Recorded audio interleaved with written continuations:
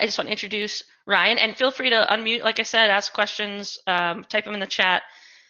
But Ryan works at the San Diego South County SELPA. Ryan, what's SELPA stand for? Yeah, that stands for Special Education Local Plan Area. Excellent, which makes sense because he designed solutions to help school districts build equitable systems for students with disabilities. Ryan believes in combining his experience in education, a practical style of data science, and collaboration to answer the questions that make a difference for students. Ryan is a Strategic Data Project Fellow, a program of the Center for Education Policy Research at Harvard University, and co-author of Data Science and Education Using R, which he worked on with another member in this community. I don't think she's able to join right now, but Jessie Mostapak. So we've got two rising star authors in the community, if not more, that I don't even know about. So that said, Ryan, you can take it away, and we can all see your screen, I believe. So go ahead. The floor is yours. Great, Tanya. Thank you so much. I appreciate it. Thanks everybody for letting me hang out. Yeah, so my name is Ryan, and today we're going to talk about how we can take technical information and then share it with a wider audience. And so, like Tanya was saying, I work in public education. I was a school psychologist and an administrator for about 10 years before starting to learn and use data science tools in my work. And so sharing what my data work is with folks who don't do data work themselves is a big part of my job. I spend a lot of time with administrators and teachers and service providers and community members. And so I think it's a very human thing to want to share our work with others. And if we want to make changes in the world, of course, whether they be big ones or small ones, then sharing is essential. We can't just keep our work to ourselves. Okay, so let's start what I mean let's start with what I mean when I say a wider audience. So you're an expert in your field. We're all experts in our fields. So maybe you're a programmer or a data scientist, or maybe you work in healthcare. And as an expert, you use expert conventions and norms to do your work. So you know things that non-experts don't know. And when you collaborate with your teammates, then they are your audience, but they are also experts. So for example, they know that LOC stands for lines of code, or that data analysis is 90% data preparation and only 10% analysis. And on an emotional level, you have a personal connection to your work. At the very least, you like what you do. Many of us love what we do. So the question is, why can't we just talk to folks outside our circle of experts in the same way that we do with folks inside our circle of experts? So the issue is that while your personal connection to your work is clear, the wider audience's personal connection to your work is not so clear. So when I'm creating technical content for a new audience, I try to see it like this. I try to remind myself that the connection between my audience and my work does exist. It's just that I haven't learned what it is yet. And so then my job in preparing the material is to uncover what that connection is. And that's what we'll be talking about today. All right, so before we jump into the steps, let's warm up the brain by asking an essential question. What do you want your audience to learn? So when you ask this question, you want to get really specific. So for example, do you want them to know how to do something new? Do you want them to learn how to use new vocabulary? Do you want them to feel more confident talking about an abstract concept? And so to do that, I usually work through some exercises. Sometimes I do it really formally and I'll have sentence frames like the ones that I have here. Other times I'll just sort of journal and brainstorm. But here's what it often looks like for me when I do my work. So here's some examples. So sometimes I'll want for folks to feel more confident about interpreting a plot. Other times it'll be to be able to explain an abstract concept, so to explain what a risk ratio score is. So if I'm working with administrators and then they have to then work with their staff with some of the metrics that we use, it's a lot about getting them to be able to use the words to communicate what an abstract concept is in what it looks like in real life. Or maybe you want them to be able to contribute to weekly data meetings. So one thing I found with folks is there's an emotional element to sharing technical content, particularly around feeling confident about it. And when folks don't feel confident, there's a thing that I see happen really often, which is they think they're the only ones who don't feel confident. And so it's a lot about giving folks the types of skills that they need to be able to feel confident when they share their work, but also then reminding them that they are usually not the only ones. Okay, so we're going to do this in 3 parts here. The first is to discover the stories of your audience. So we're going to talk about why it's important to talk to your audience before somebody who represents your audience. The second is going to be about getting your ideas out of your head and why it's important to be able to externalize your thought process. And then the third is going to be tips for the delivery of your stories so that you can connect with your audience. All right, so part 1, let's learn from their stories. This is kind of the first part, which is the preparation of your material. So the first step to uncovering the connection with your new audience is to talk to them ahead of time, or to talk to somebody that you think would accurately reflect their experiences. So your audience may not be experts in the topic that you're sharing with them, but they are almost always experts on what it's been like for them to digest technical topics like the one you're going to share with them. So they know what that experience is like. They've had other people share with them before, and sometimes that experience has been positive, other times it's been frustrating, most of the time it's been some mix of the two. And so your job in this stage of the work is to be able to hear those stories and listen to them, create conversations that help them feel safe enough to share with you what that was like. And then to capture those stories so that you can look at them later and begin to use them to shape the way you want your material to look and to feel. And so I'm writing a book right now about practical data use for K-12 educators. And as part of my research for the book, I wanted to learn more about how educators receive books like the one that I'm writing. There's a ton of data books available for educators to read, and it just makes sense for me to understand what the experience of reading those books has been like. And so I asked a teacher during my research what it was like the last time she got some coaching on data use. And what she told me was that she had just left a meeting where they were talking about the data. She says, we looked at this type of report and we looked at that type of report. And the moment that we looked at it, my first question was, how can we use this in the classroom tomorrow? So I've talked to a bunch of teachers and learned that that's a thing that teachers ask a lot. I was not trained as a teacher myself, and so that was a new idea for me. But you hear something like that over and over again, and you begin to see that this might be a very common experience. So it was really important, that story was important for me to hear, because it gave me a clue about her motivations and her potential connection to my work. So in other words, where my work and her work intersect. And the idea that I learned from this is that teachers tend to plan on a 24-hour time horizon.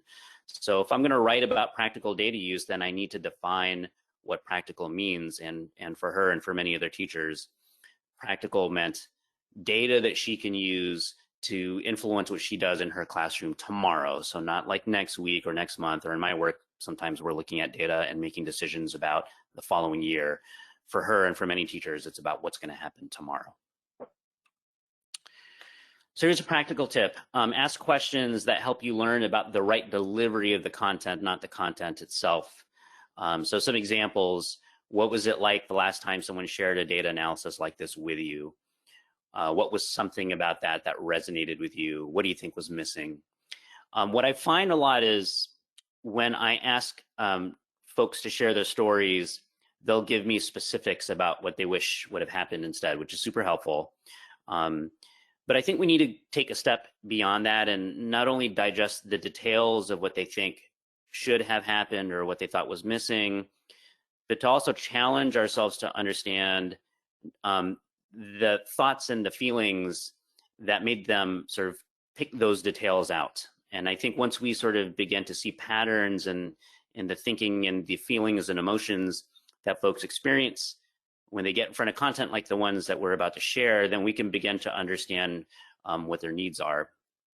And so I'll just give a couple of concrete examples here. If the person that you're talking to says that they wish that the last talk was shorter, then you might conclude that they're busy and they're worried about the work that they're not getting done while you're there. And you may begin to understand that's what you're up against.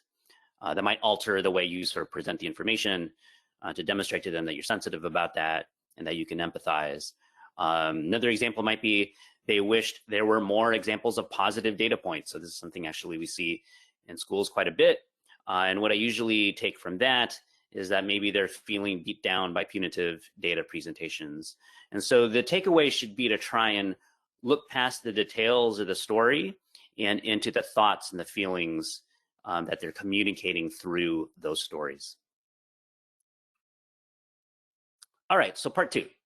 The idea with part two is to get the thought or the idea out of your head so that you can start working with it. So each time you try a different way of sharing your material, I always try to remind myself that each one of those instances is a little test. And so maybe you're explaining a concept in a new way, or you're, say, for example, writing a blog post in a different way than you have before, or you're trying new data visualization. Each time you share that work, you're testing the idea.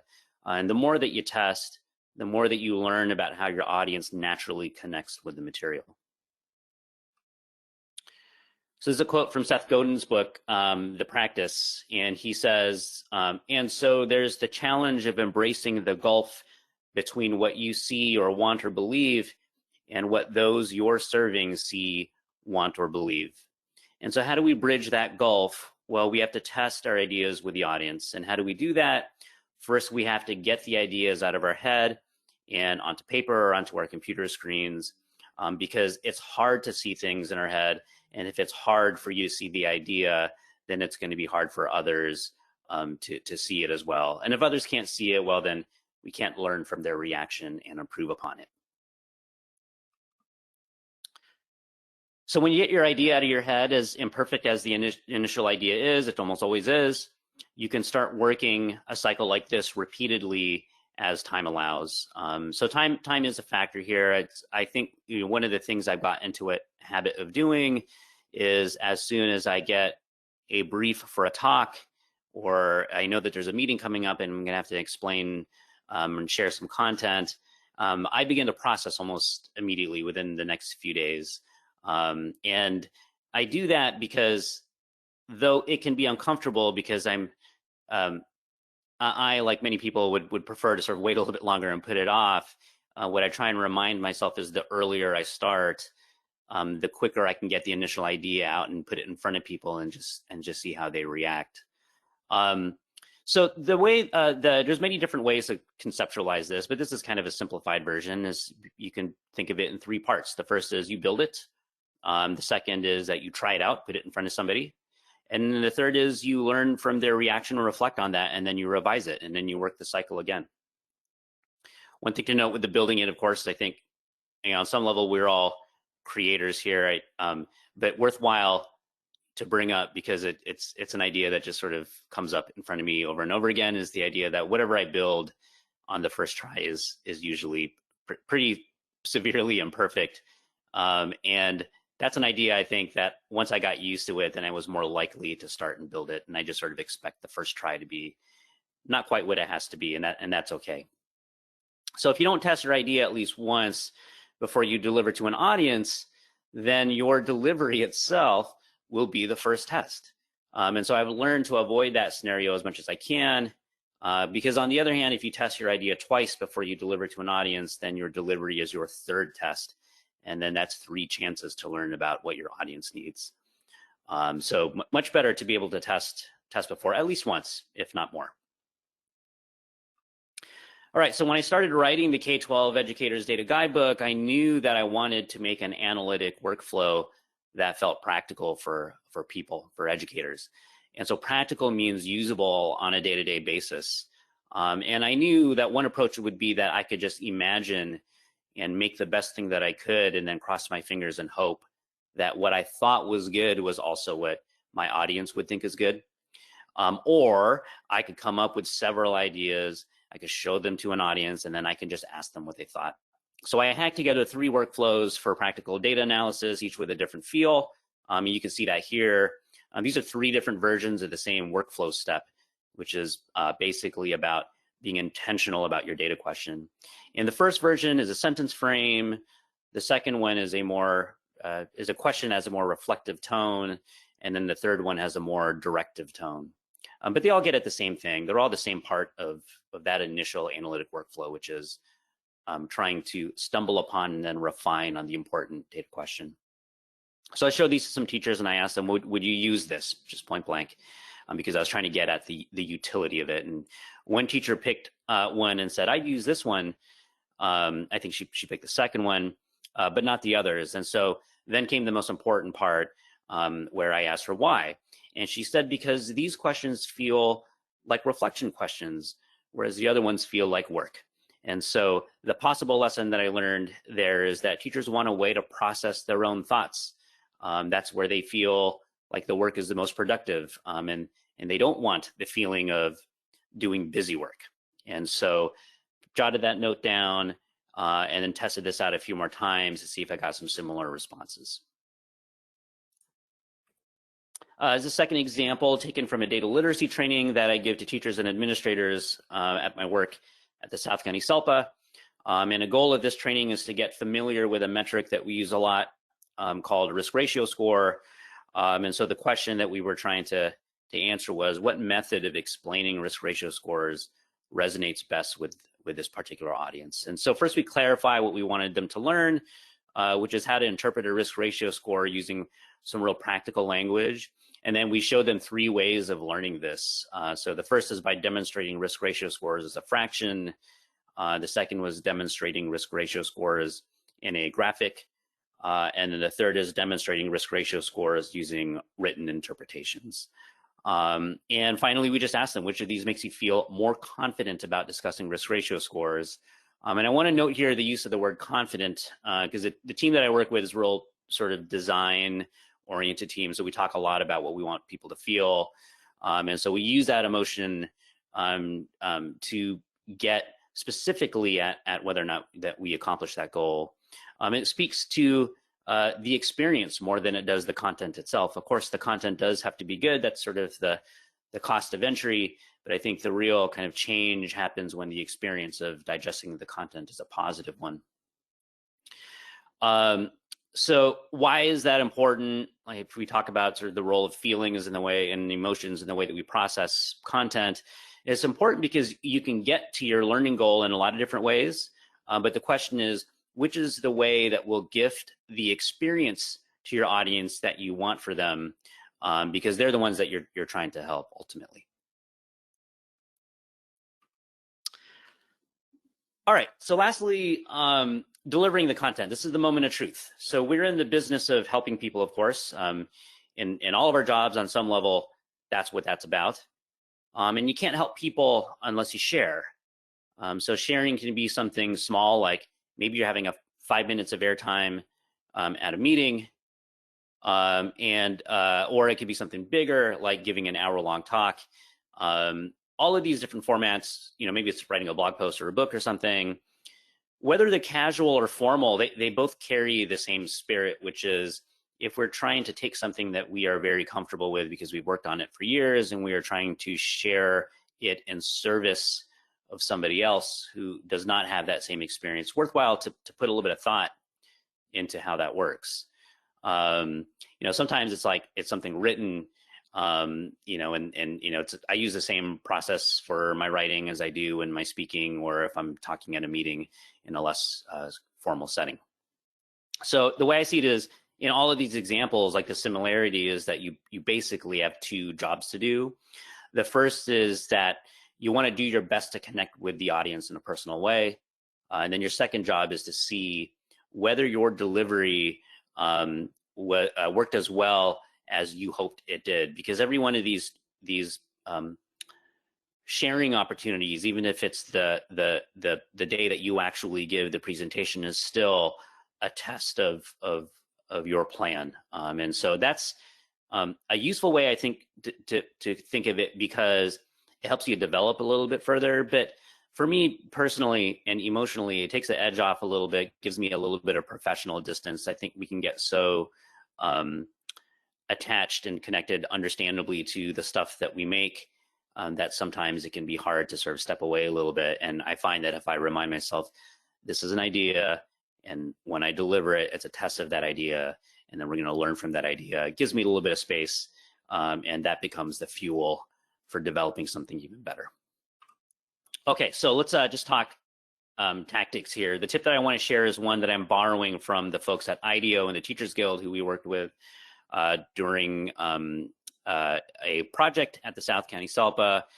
And the idea is to use photos, quotes, and stories to make a connection with your audience. So going back to something that we talked about earlier, your audience doesn't have the same connection to your work that you do.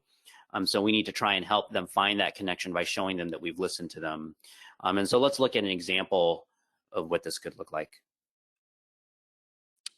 So I mentioned earlier, I work for South County SELPA, which is part of the San Diego County Office of Education. And in early 2019, we started a partnership with IDEO and their education team, which was called the Teachers Guild back then. I think they're called School Retool now. And we had a lot of conversations at the start of our partnership. And one of those conversations I'll never forget, because of the impression that they left on me. It happened during our second meeting. They had a slide deck that they put in front of us, and it had a quote in big bold letters from something that my teammate said at the first meeting. And I learned that there's something that is so powerful about making someone else's thoughts and feelings a focal point. It's like saying, we heard what you said to us, we heard it loud and clear, and so let's start our work together from that place. So here's an example of what that can look like. On the left of the slide, I'm using a quote, and that's an actual quote from an interview I did with a teacher for the K-12 Educators Data Guidebook. And then on the other side is a photograph. And if you can use a photograph of the person that you interviewed or that you talked to, or you know, a member of the audience, and that's even better. I think in general, photographs of people are good. It's a reminder that that's sort of the business that we're in, is sharing with other folks. But you just want to make sure that you get permission, of course, for both the quote and the photograph. So this particular quote was an idea that I heard from several teachers. It's teachers need time to talk. Teachers are used to having their day chunked and activities chunked. But I picked this quote to call it out and put it front and center, because then I could demonstrate that sort of the takeaway that I got from this is to communicate to the teachers in the structure, through the structure of the book, that I recognize that it's tough to read a book like the one that I'm writing because of the nature of a teacher's workday. And so I'm doing a lot of thinking now about how to structure that into smaller parts that maybe they can read during lunch or break between classes or something like that. But that idea really has only come from many people telling me that that is the way that teachers tend to think of their day. So important to make the connection there. All of that is a long way of saying that when we communicate with quotes and photos and stories that you heard during your initial research, you are showing your audience that you heard them and that you understand what their needs are. Okay, so let's wrap it up with the conclusion here. The first is, we talked about developing empathy with your audience so that you can help them make the connections to your work. So again, I think it's easy for us to forget how long it took us to make our own personal and emotional connections with our work, and that if somebody is brand new to it, we have to help them along with that, not through the way that we found our connection, but through the way that feels the most natural for them to make their connection. And to do that, we have to hear their stories and understand where they're coming from. The second is to come up with your ideas and to have the courage to get them out of your head, as imperfect as they are, and onto a sheet of paper or on a computer screen, because it's only then that we can begin to look at it and ask ourselves what's not working about it, and what do we need to change to get it closer to match the idealized version of that in our mind. And then the third and last one is to design your delivery for a connection with your audience. So when you put your content together, whether those are slides or the vocabulary that you want to use in a meeting when you have an agenda item, or the way that you're writing a blog post or a book or something like that, or a tweet even, is to do some thinking about what you want for your audience to experience from that and how you intend for them to connect with it. And then to do your best to approximate that through the thing that you're making, knowing that we have to be kind to ourselves. These things don't always work the first time. In fact, they don't always work many, many times after we try it. But that's what the process is about, is you put it in front of people enough times, and you observe the way people respond, and then you learn from it. And over time, you get better and better at communicating that particular idea to that particular audience. All right, so I wanted to make sure that I shared just more things that you can look at, because these ideas are not mine. I did not come up with them. I just learned them and began to use them. And so I picked out 2 free resources here. The first is something called IDEO's Design Thinking for Educators.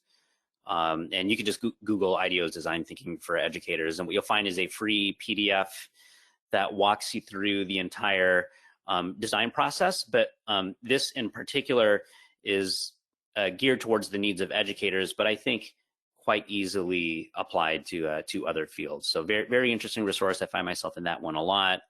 The second one was shared with me by my friend and co-author, Jesse Mostapak, and that is the Vanderbilt website for Understanding by Design.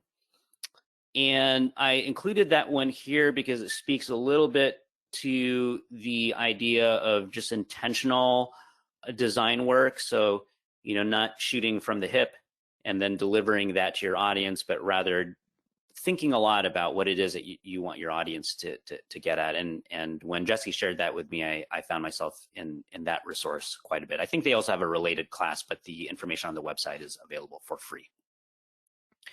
Okay, so that's all I have. Thank you so much for having me here. This was fun for me, and I hope that it helped.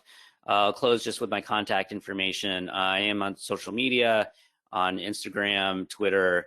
My website is ryanestrellado.com, and then my friendly text space handle is Ryan Estrellado. All right, everybody, thanks. I'll go see if there's one question in the chat here, a comment. Oh, future NYT bestseller. Here you go. Awesome. Thanks so much, Ryan. This is awesome. I mean, it definitely resonates. I know with me. I wanted to open up to the audience before I ask any questions. Does anyone want to type a question in chat or have any comments or feedback, or do you want to unmute yourself and ask a question for Ryan while we have a couple minutes with him? Hi, Ryan. This is Matt. I really appreciated or really enjoyed the 2 of the slides the most. One was when you had 3 topics up there and you talked about a person choosing the middle one. I thought that was really interesting, and kind of using that to sort of bring up sort of different points and different ideas. But I also enjoyed the quote with the picture side by side. I thought that was really powerful. I'd never really seen that before. So I wanted to sort of say I really enjoyed those, and thanks. Yeah, thanks for saying that, Matt. Yeah, again, like neither of those are my ideas, and when I first saw them, I had the exact same reaction as you did. Like the slide with the quote and the photo on it. I think when we just say those words, doesn't feel like it would do much, but I think it sort of speaks to the visual that when you see it, it really does have an impact. So thanks for naming that, and I agree with you. Thank you. Looks like Stephanie Butland had a comment.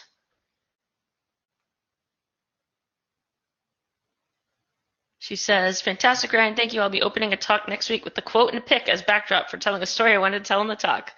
Look at that. Awesome. Nice. Awesome. And then Nate says, one of the things that I always struggle with is that talks are more than just a transfer of information, which I default to. Yeah, I agree. Do you have any, how do you prepare talks, Ryan? Because I have a process I've used only recently that started to work for me. Yeah, I would love to hear that. Okay. Preparing for talks is like, it's, okay. I don't know that I've ever admitted this, but I'm going to say it right now. It is so uncomfortable. And the reason, for me, it is. I don't know if it's like that for everybody else, Yeah. but the reason why is I've learned for myself that really the only way for me to deliver, to get comfortable with the content is to just deliver it. And so, sometimes, but, at the same time, there is something that is deeply uncomfortable to me about delivering content, especially if it's new, to a wall in my garage, just saying it out loud. It's just awkward and feels strange. And yet, I don't know that I've found a better way to do it. I find that as I say it out loud, I am pausing pretty regularly to go into my notes and sort of change the delivery, just tune it a little bit more, because as I say it, I sort of realize it doesn't feel natural, or it doesn't convey what I thought it would convey when I first wrote it. Same with my writing. If I write a chapter, I will read the chapter out loud, because I think part of what happens there is it's so important, I think, for the audience to connect with you personally. And in order to do that, you have to speak in your own voice. And it's very hard, I find, to evaluate whether or not I'm writing in my own voice until I actually read the words and hear myself say it. And I'll know right away. It's intuition. I'll know right away if that doesn't sound like me or if it does. But Tanya, I'd love to hear yours. Yeah, that's really interesting. I like that. I mean, definitely dry runs, practice, hearing yourself talk out loud is helpful. I had this one talk I gave actually at Strata, and I felt I had so much content to deliver, and I wanted, I always want someone to walk away with at least one thing they could have learned from my talks. And so I started to just put the big takeaways on sticky notes, like super old school, and just like spread them out on the table and tried to figure out, how do I prove each of these points?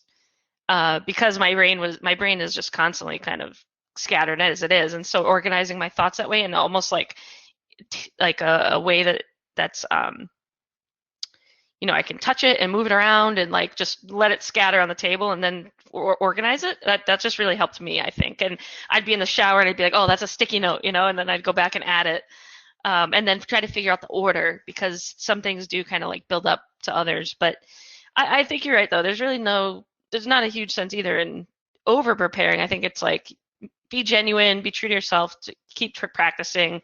By the time I gave the talk, I knew the stuff so well that I felt good about it. And I didn't even realize one thing I was doing was something you suggested, which is get the audience to know you and start with that empathy thing. And so I tell people, my talk was about testing for data science skills, and how I was scared when I first learned R. I was like, oh gosh, this looks like so frightening. And I talked about my experience, and I get them to first I let my guard down, so hopefully they feel like, okay, I can relate to this. So now what do we do? So I guess I didn't realize that's what I was doing when I tell that story. I think it's really to like let people know it's okay with all this crap coming out about you're not a real data scientist and you need to memorize these 30 different algorithms. And I was just trying to like dispel that stereotype. Awesome. I appreciate both of you sharing your process on that. This is Dan Schmutz. Hi, Dan. Hey, I had a question for Ryan. Ryan, great talk. Thank you for sharing. And I also, when you first mentioned your book, I looked briefly at the Data Science and Education Using R book, and I was wondering if you could just say something about the target audience for that book. I mean, is that something, you'd recommend like all teachers read? Is that something to get the R content into the classrooms? Because I really, as a scientist, I feel, we urgently need, the next generation to be educated on making their own decisions from, looking at the data themselves. I mean, the data are more available now. We have tools like R that's easier to use and to do that. So I wonder if you could say something about kind of the future of education, or I guess maybe what you'd like it to be. Yeah, thanks for that question. I love that question. So Data Science and Education Using R is available through Routledge, but also available to read for free on datascienceandeducation.com. And the idea behind that book is to create examples for people to learn. So there are all kinds of data science books and R books. And they always use great examples. I think that's one of the things that we all probably love about R is learning through just working on actual data. One of the things that we thought was missing was that learning experience, but with actual education data sets. So things that you would see out in the wild. And the hope is that if you are an educator, either in higher ed or in K-12, and you are wanting to bring data science tools to your work, that we could write something that would encourage you to feel like you could be both an educator and a data scientist, and then also an R user. Now, you wouldn't have to pick one way or the other, which it can kind of feel like that sometimes, because if you're in education and you start using R, you will look around and not see a lot of people who are doing that. And so that that was kind of the goal of the book. What I hope we see in education is an evolution of the way that we just sort of think about analytic skills in general. And what I mean by that is, I think sometimes it can be easy to mix up good analytic mindsets with the tools that we use. I mean, I think that's where this term data person comes from. So sometimes like folks I work with will say, oh, that's Ryan, he's the data person. Not a terrible thing to say, but what I feel like is implied in that is that the person who is saying that is not a data person. And I don't always buy that. I think maybe what they mean is they're not a coder or they don't fit statistical models. That might be true. But many times the most analytic people that I know in education, the people who really sort of lead with their curiosity aren't really interested in technical tools. And so, what I hope happens over time is that we blur those lines a little bit, and we start to see, rather than having like a data person, we start to see teams of people where there's a storyteller on the team and somebody who can fit statistical models, and then somebody who knows Python really well, and then somebody who knows education systems and how to change them. And that's really what I hope. That's a lengthy answer, but I'll just end with sort of one concrete thing is, I think there was a time when I started using, a long time ago, when I first started using a word processor, and people would say, oh, that's that computer guy. He writes, he doesn't write on paper, he writes on this machine. But over time, like, we don't really think of it that way anymore. You've got all kinds of people work in all kinds of different fields that use word processors, that Google Docs or Microsoft Word. We don't think of them as computer people. They're attorneys who write on a computer. And I wonder if like using data eventually becomes a thing like that, where it just becomes a tool that can be applied in a lot of different ways. Anyway, lengthy answer, but I love that question. No, that's wonderful. Thank you so much. That makes so much sense. Just like just like GIS came to everyone's desktop in the form of Google Maps or Google Earth. That's it. All right. Well, I think this is a good stopping point. And thank you for all the questions. And Ryan, thank you so much for the presentation. We will post the recording on the Slack and mail it out with the next friendly text-based newsletter. So enjoy the rest of your Monday evening, and thank you all for joining. Thanks, everybody. All right.